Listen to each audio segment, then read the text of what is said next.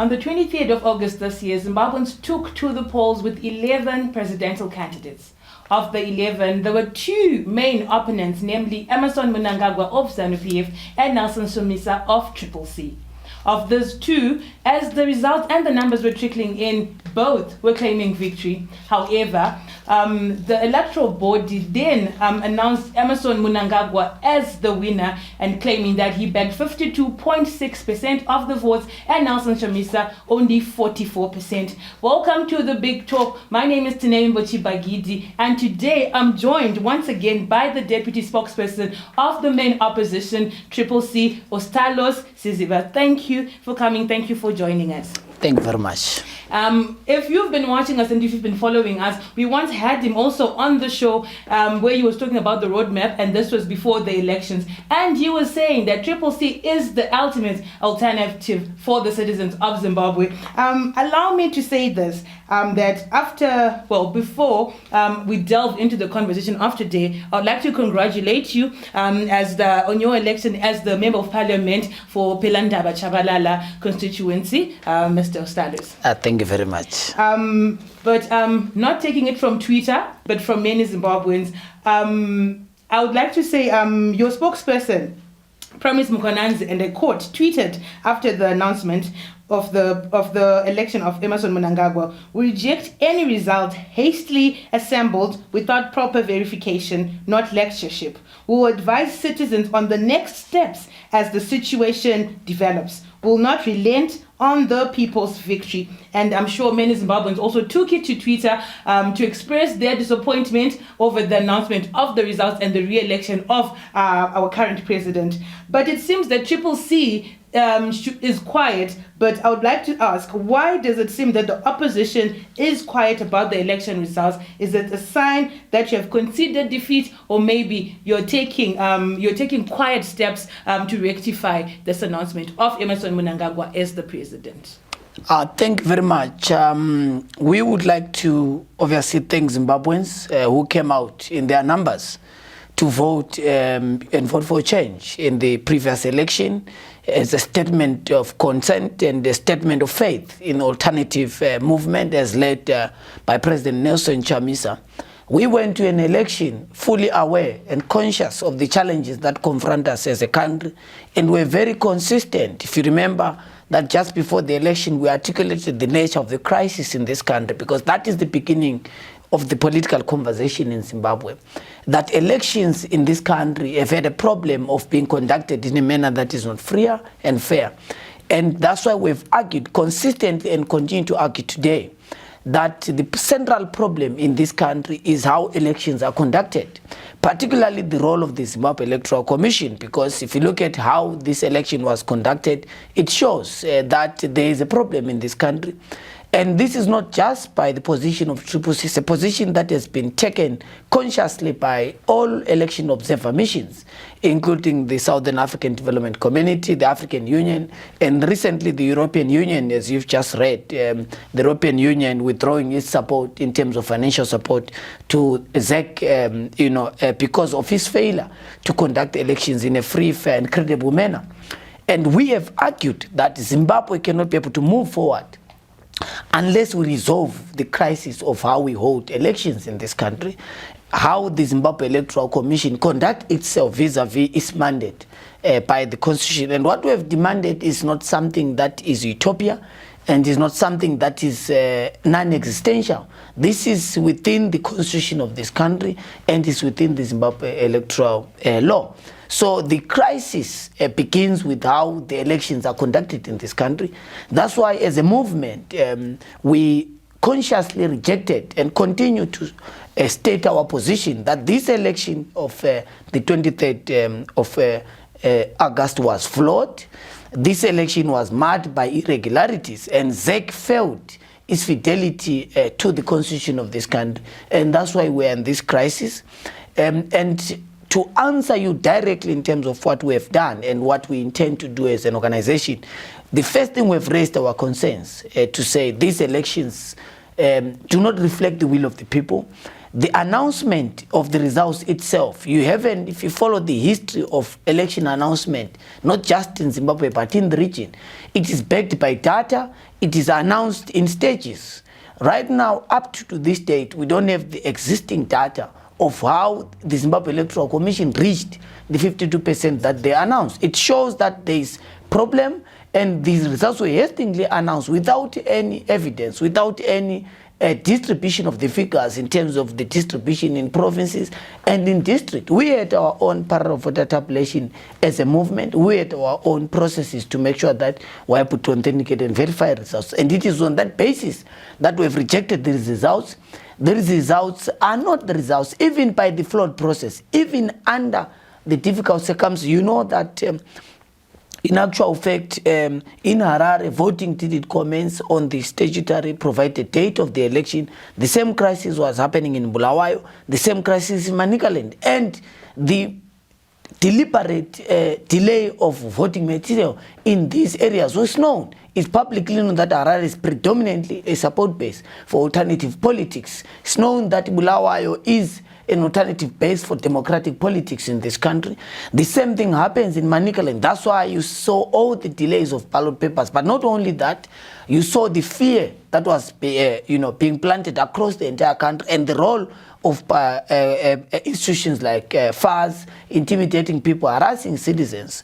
All this was a menu of manipulation. You know that in rural areas there was no election. There was actually cohesion in the countryside. There was no election there. People were frog-marched. Traditional leaders were being harassed and abused to push people towards a certain political organization.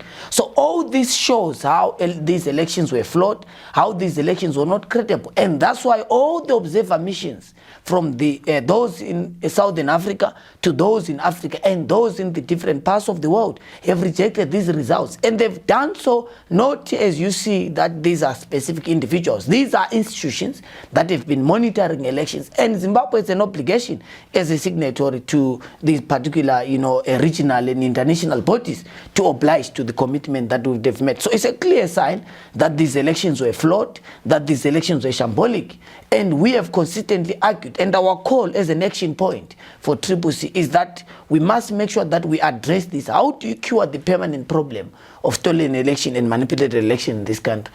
Is to have a fresh election, an election that is conducted by an independent body, because it is without doubt that the Zimbabwe Electoral Commission has failed to run credible election in this country. Okay, you've been mentioning how in the rural areas we had traditional leaders coercing villages, coercing voters to align to a certain political party. And I come from a place which gives the nation stress and hypertension when its results are being announced. I will not mention, that would be food for thought for you people. But also, the SADC gave a report which came as a shock, not necessarily because of what it entailed, but because over the years, most of the reports which came would report the elections being free and fair, would not talk about all the problems that were within our elections, like FAS, like harassment, like the delay in stationery being delivered to polling stations,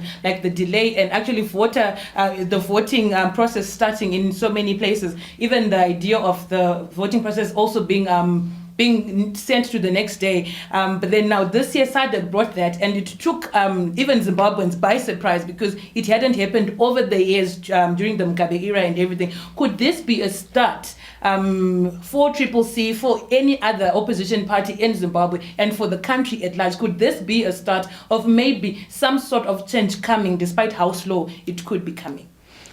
Of course. I mean, SADC has got an obligation to make sure that elections in its member states are conducted in a free, fair, and a credible manner. And SADC is not guided by individuals; it's guided by the SADC protocol on democratic elections. And those are clearly defined by member states, and we are a signatory to all those guidelines.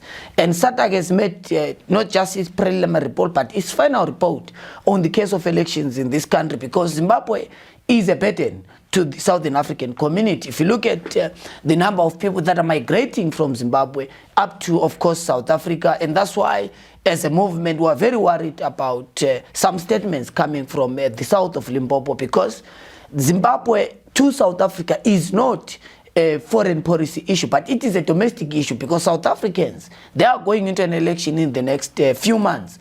And on that ballot, part of the key political questions is about how does South Africa resolve the issue of illegal immigrants, particularly those coming from Zimbabwe.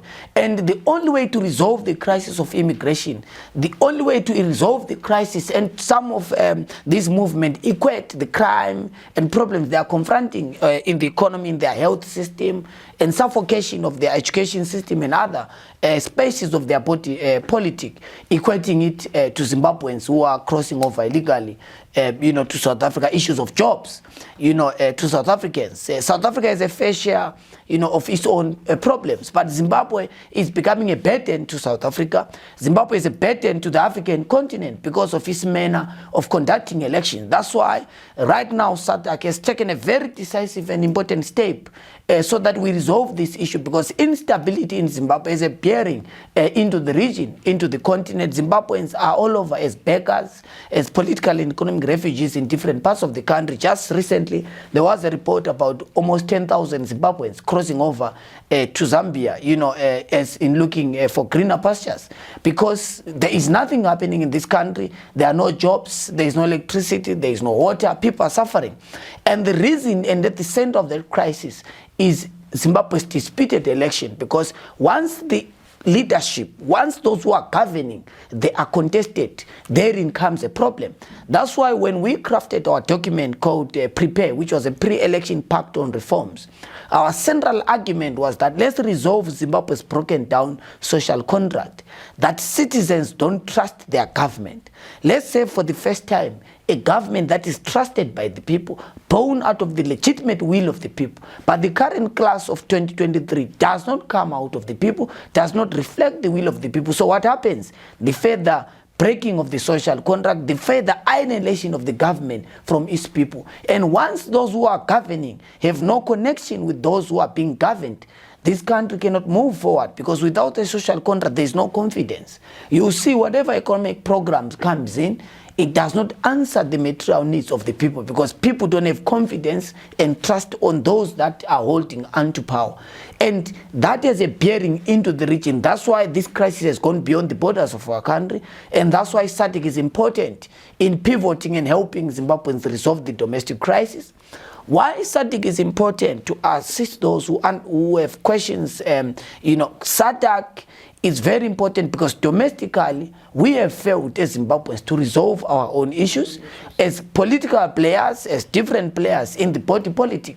There is a crisis in this country, and SADC has an obligation, and the African Union and of course other interested players and our neighbors, to help us resolve the crisis that is facing our motherland.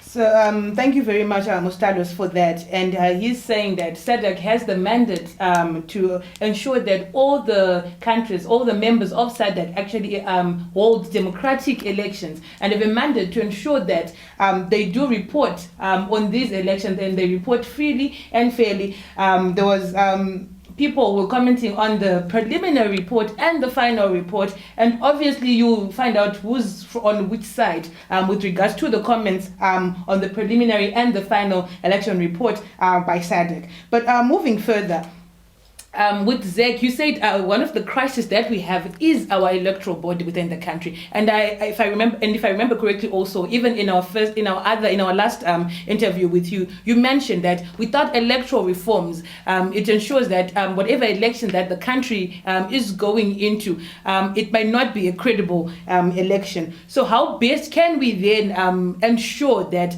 this is an independent body? Do we need regional intervention? Do we need international intervention to ensure that going forward, the electoral commission that we have in this country is independent and is not necessarily just appointed by the president of the country? And even if he is to appoint, that there are borders who are also overseeing the appointment of the people who are getting into the electoral commission, so that we start with the electoral reforms that people have been crying for over the last few years.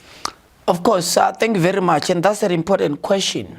We have argued as CCC that at the center of the crisis in this country is disputed elections. But at the center of disputed election is how the Zimbabwe Electoral Commission conducts itself. And we consistently argued that the illegitimacy of the conduct and the lack of credibility of the commission is because of its processes leading into the election, because the election is a cycle, the election is a process, it is not an event. And we argued on the first day, when the appointment of commissioners came in, there was dissatisfaction from different stakeholders, not just political parties, but civic society, traditional leaders, progressive, members of the clergy, and analysts, arguing that the process that is leading to the appointment of commissioners has a bearing on the credibility. It doesn't matter the individuals in terms of their competencies, but in the outlook, when Zimbabweans see a daughter of one of the interested parties, Kembo Mahadi in particular, being deployed to be a commissioner, it means that the citizens themselves lose confidence, whereas ZEC as a public institution which survives on taxpayers must be able to instill confidence and get its credibility to the ordinary voter, not just to those that are appointing those commissioners. So ZEC failed in that regard. We went to the 7 key critical issues that define the role of the commission. Number 1 was the issue of the printing of the ballot, the storage of the ballot. Number 2 was the issue of the voters' roll. The voters' roll remains an area of contestation up to this very day. It was only availed. We went to the court, and the voters' roll did not was not given to us as participants in the election. You look at the conduct of ZEC officials, particularly in the countryside, glaring and brazen partiality towards ZANU-PF. You went to the independence of the media. It was a big issue. Access to Zimbabwe broadcasting services, which is a public institution, was a difficult issue, particularly for our presidential candidate, Advocate Nelson Chamisa. You go also again to the issue of boundaries. You know how what happens with the gerrymandering in relation to the boundaries that we are currently using. All these issues were big questions that were raised upon ZEC, and ZEC's arrogance, particularly the chairperson of the commission, did not do any good for the institution, because ZEC must be answerable to the citizens. ZEC must be answerable to the stakeholders, which include political parties and different players in our body politic. But the arrogance that was demonstrated by the commission, that continues to do more harm to the institution. Right now, they have the EU coming up with a very strong position on ZEC in terms of its financing model because of ZEC's failure. And it is clear, and that is our respectful position, that once ZEC fails its mandate, it means that someone else, some institution, some quasi-electoral body was involved in the conduct of the election, and not the commission itself. And that is a big issue, because once the commission is not implementing and conducting its constitutional duty, and other parallel organs are doing so on its behalf, then we have a problem. That's why we have argued as a CCC that what must happen is that we must disband the commission. The Zimbabwe Electoral Commission must be disbanded, and all stakeholders, particularly parties in parliament, to come together and reconstitute an independent body. If not, a regional conducted election, of course SADC and the African Union scaffolding a process to lead Zimbabwe back into a fresh election, because that is our respectful view, the solution to cure Zimbabwe's permanent problem of disputed elections. Okay, so only you're saying that only when we disband the Zimbabwe Electoral Commission, that only will be able to hold a credible and democratic election in this country. Without an independent body, Zimbabwe is going to continue in vicious cycles of disputed election. Let me take you just a few years back. From 1980, the election of 1980 was challenged by political parties that were contesting in that election. You go to the 2005 election, you go to the 2008 election, you go to the 2013 election, 2018 election, 2020, this even worse. All these elections have left the Zimbabwean society divided than united. Why are Zimbabweans divided on the basis of election? It's because the outcome and the disputes of elections, and the elections have not been done in a credible and a fair manner. We argued as a CCC that let's go into an election with the necessary minimum reforms so that for the first time in the history of elections in this country, we have the loser congratulating the winner. On that basis, Zimbabwe can be able to move forward. But right now, we are stuck in this rut thanks to the conduct of the commission, thanks to the abuse of the institution that was conducting the election in favor of ZANU-PF, and therefore producing an outcome that is not reflected by the people. We said, even if there was voter intimidation, despite the manipulation, despite the cohesion that was happening in the country, President Chamisa won in that disputed election. That's why we've said ZEC must answer and announce the correct results even in a flawed process, because we went to this election fully aware that we're going into a sewer pond. We knew that this election is going to be disputed. We knew that the process is not credible. We were conscious that this election is skewed against us and in favor of ZANU-PF. But we took this route because of the following reasons. Number one, we are very clear that we are a democratic party. We believe in democratic change of government. And democratic change of government can only come via a free, fair, and a credible election. We did not go into an election without understanding of the challenges that we are facing. We knew we were going to come out smelling because it's a sewer pond. But we understand fully from our ideological inclination that democratic means are the only ways to change government, because any other means can give us short-term outcome like it happened in 2017, but with permanent problems in our party politics. That's why we are using the envelope of peace. That's why we are using elections as a point of entry to change governments. And we have said to the Zimbabwe Electoral Commission, they were supposed to announce, even in a flawed process, even in a process that is not credible, ZEC was supposed to announce the correct results. And the 52% given to Mr. Mnangagwa is not the reflection even of a flawed process. So the 52.6% was given to Mnangagwa, but it's not a true reflection of the numbers, of the data that was on the ground in all the different constituencies in this country. But ZEC, because I remember when we started this conversation, you mentioned that it was a bit rushed. The results announcement was a bit rushed, and you are demanding, as Triple C, you are demanding that ZEC gives off the data, the correct data of these elections. So I'll quote you. You say the 52% was given to Emmerson Mnangagwa, but it's not the direct reflection of what the citizens of this country. We have said this, and I'll say it unequivocally, that the announced results do not reflect what ZEC collected from the people. That data, that announcement, that allocation is not verifiable, was not verified, does not reflect the will of the Zimbabwean people. If you look at the mood when those results were announced, it tells the story. You don't need to have any saver or any data. It shows you when those results were announced by the commission in the Harare International Conference Center, it was almost like a funeral. The day after the election, the mood in the country, up to this very day, Zimbabweans are shocked, Zimbabweans are worried. Zimbabweans know very well that despite the challenges, we came out in numbers to vote and to vote for change. And Zimbabweans voted for Advocate Nelson Chamisa. And the current results, as was announced, don't reflect the will of the people. The will of the people was manipulated. There was a coup on the ballot. There was a coup on the will of the people. That's why we have engaged regional bodies. That's why we have engaged Zimbabweans, as we are beginning very soon, to make sure that we cure this permanent problem of stolen election in this country, because this country cannot move forward with a president who has no mandate from the people. Okay. Thank you very much, Ustalos. You also mentioned the problems that were there, but I would also want to just a comment from you. Do you think that the fact that many Zimbabweans are questioning the credibility of this election and the previous elections, does this also then lead to voter apathy in the near future, in the near elections? Do you think that this also then contributes to the numbers of particularly the young people who didn't take it to the poll because they assume that in Shona they'll say that there was a delayed match, the results were there already, 3-1 so do you think that this is what then also contributes to voter apathy during our election processes in Zimbabwe?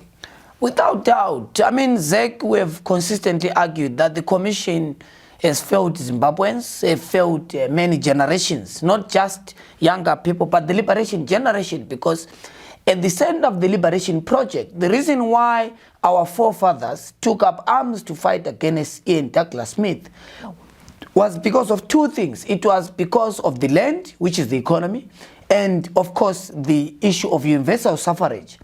People were being mobilized and organized by liberators on the basis of making sure that a black man, a black Zimbabwean, is given the right to choose leaders for themselves. And right now, that right of universal suffrage, that sacrosanct right of choosing leaders of their choice, is certainly being bastardized 43 years after independence. It is so shocking because if you are to wake up people like Nikita Mangena, Hepe Chitebo right now, they are going to be flabbergasted by the attempt and the brazen undermining of that right that they suffered for, that which made them, to die. Because those who sacrificed to liberate this country, it was on the basis of giving black people an opportunity to choose leaders of them choice. Right now, what we have is not a reflection of the ordinary people. And Zimbabweans, of course, will emerge and will become apathetic on the basis that they will think and make a conclusion that voting doesn't matter, voting doesn't help. That's why we've argued that the only way forward, let's have an independent player, let's have a referee that is not going to be joining the other side of the team. Right now in this election, it was difficult to separate a statement from a ZANU-PF official and a statement from the Zimbabwe Electoral Commission. It was almost they are speaking with one voice. It was almost these are Siemens twins coming up with one position, from one, caucus. Whereas these were supposed to be two institutions, ZANU-PF being a player, CCC being a player, and other political organizations. And of course, the Zimbabwe Electoral Commission being the referee. But in this election, we saw the referee removing the WISI, removing the kit of a referee, and joining the other side of the team, and therefore producing a flawed process, producing a contested outcome, therefore pushing Zimbabwe into a path of uncertainty and illegitimacy. And to cure this, we've argued that we must resolve the root cause. The root cause is not anything else rather than the conduct of a free, fair, and credible election. If ZANU-PF wins in a free election, CCC is going to be the first to congratulate them. If ZANU-PF wins in a credible process, we have an obligation ideologically, morally, and constitutionally to make sure that we congratulate the winner and help usher in the next government that is able to run this country. At the present moment, we are stuck in a crisis, and the crisis is that of having a flawed process. And the exit point for us is making sure that we conduct a credible election.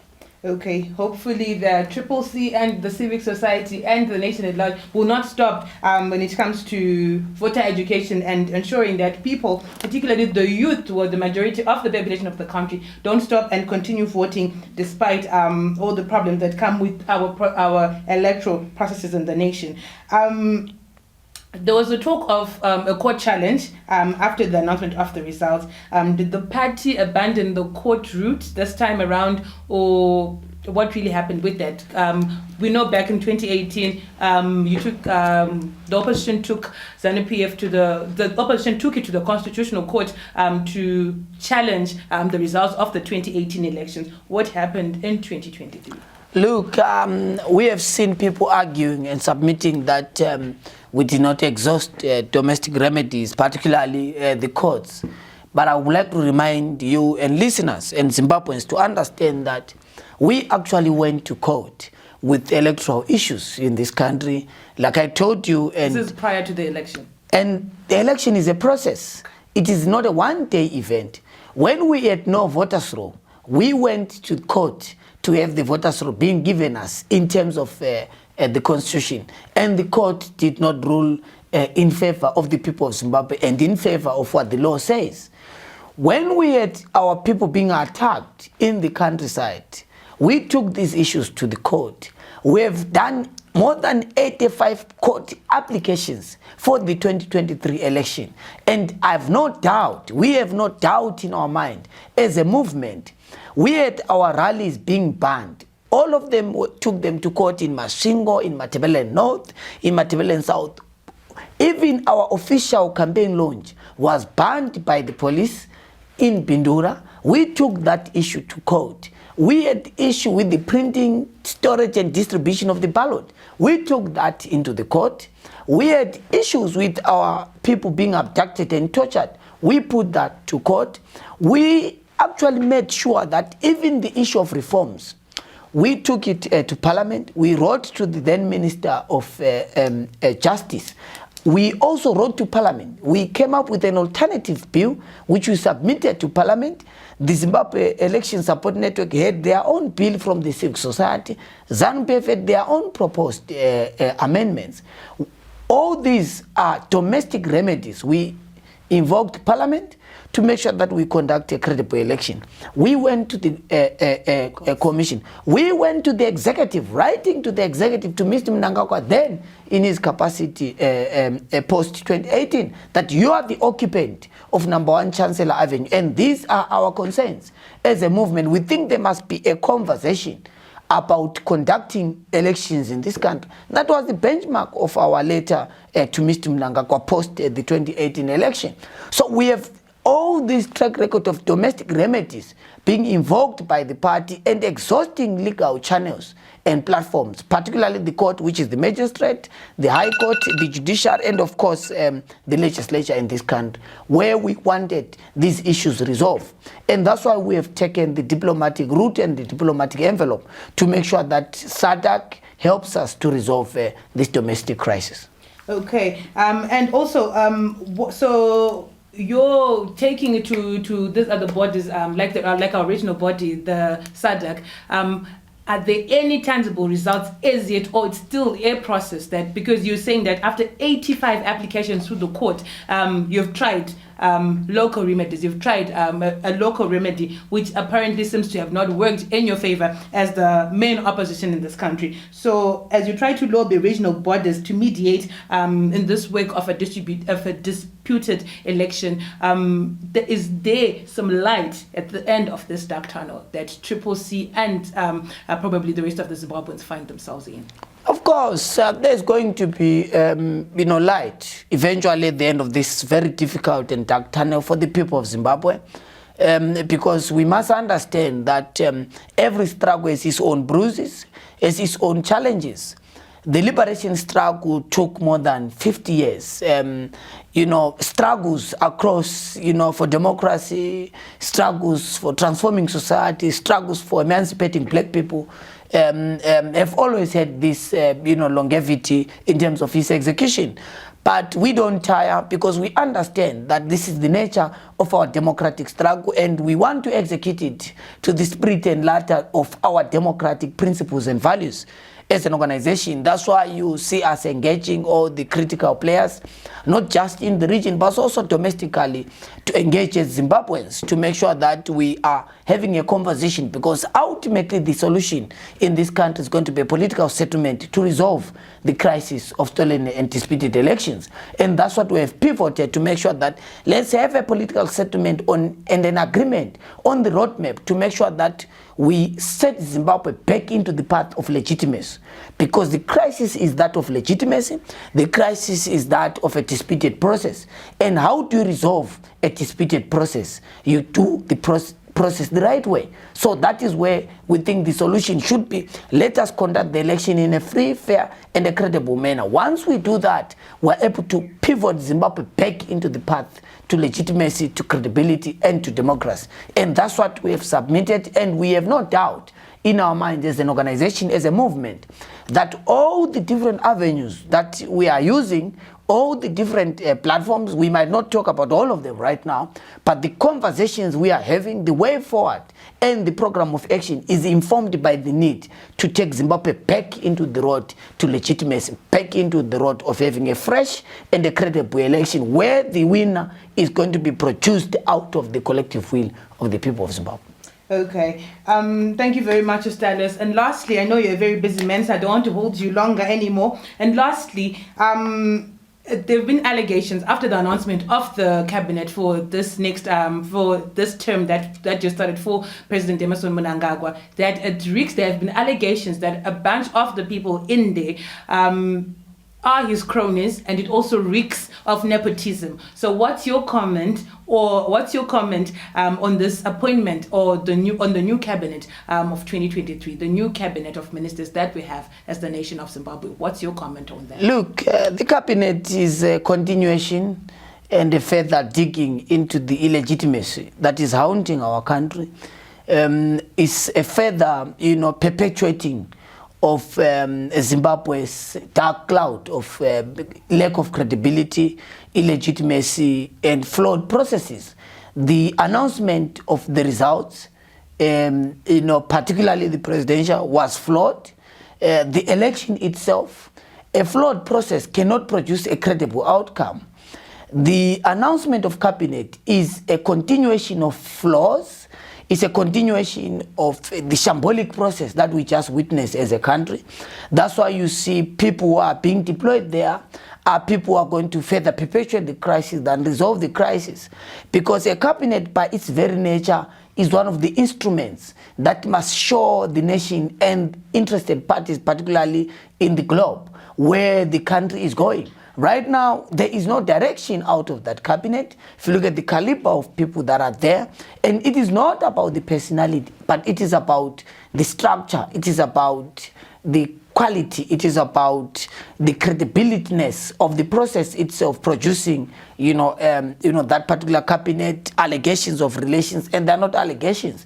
It is known that the deputy minister is a son of a sitting, appointing authority. It is known, the relations that go in and people, that are being deployed there in terms of their profiles, in terms of what they stand for. So it does not bring any confidence into the economy. Mtuli Ngube was rejected by the people of Country Park, and of course they are being retained. And this is beyond even the constitutionally mandated and constitutionally allowed number of 7 people that must be appointed out of cabinet. So it's a continuation of the flawed process.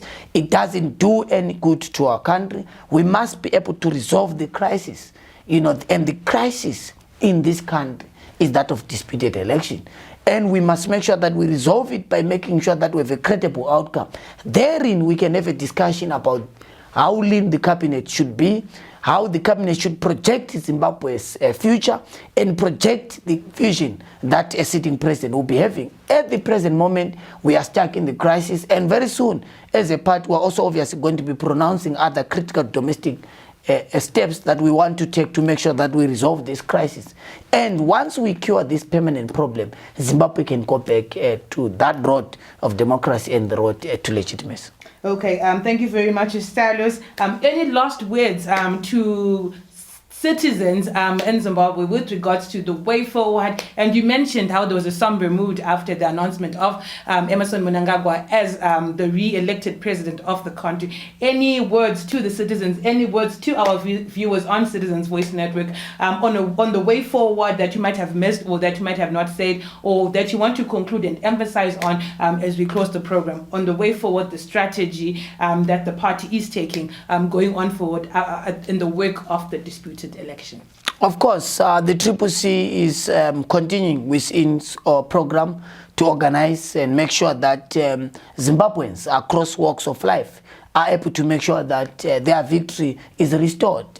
We have no doubt as a movement, as I'm speaking to you right now, that President Chamisa won this very election, and he is the rightful person to be sitting in the office of the president in this country. We have had gains, of course, citizens voting for us overwhelmingly, despite all the challenges, despite all the intimidation, despite the threats. And Zimbabweans must forge ahead and understand fully well that there is no struggle without bruises, there is no struggle without pain. We must forge ahead. We must make sure that at the end of the day, Zimbabweans and the people of Zimbabwe must emerge victorious. And there is no amount of challenges that we must not be able to confront as a nation, so that we resolve permanently this crisis of stolen election. We resolve permanently this crisis of disputed elections in our country. And the solution lies in us having a credible and a fresh election in this country. And it is on that basis that we are launching our programming as a movement. It is on that basis that we are going to see our deployees in parliament, in local authorities, and of course in different parts of the country, articulating and making sure that we resolve permanently the crisis of disputed election in our country.